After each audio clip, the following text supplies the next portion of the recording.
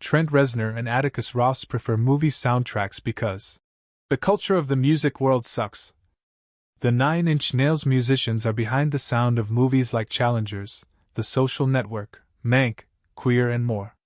Trent Reznor and Atticus Ross pivoted to movie soundtracks partially out of their frustration for the music industry, the 9 Inch Nails artists said this week.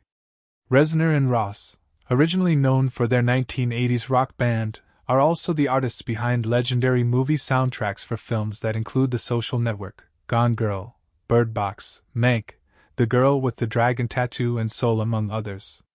What we're looking for from film is the collaborative experience with interesting people, Reznor told IndieWire. We haven't gotten that from the music world necessarily, for our own choice. Reznor went on to say he and his partner had found themselves disillusioned with the music world. The culture of the music world sucks, he said.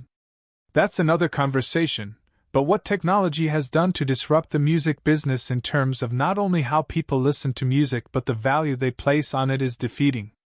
I'm not saying that as an old man yelling at clouds, but as a music lover who grew up where music was the main thing.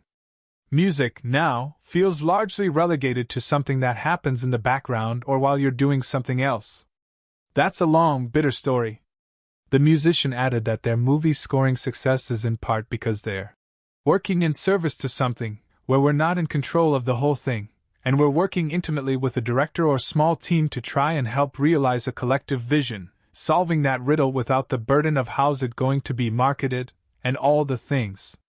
Reznor and Ross are especially well known for their collaboration with director Luca Guadagnino, notably on Timothée Chalamet thriller Bones and All, this year's Zendaya-led tennis phenomenon Challengers, and the recently released Daniel Craig period romantic drama Queer. They will also score Guadagnino's next film, the contemporary thriller After the Hunt. Luca's not a micromanager, Ross said. All the films are radically different. Going back to Bones and All, I think an acoustic guitar was the extent of his influence on the score. Paris, Texas and Brokeback Mountain were also on the vision board. With Challengers, when he mentioned dance music, what you're faced with any film, is what is the best way to tell the story.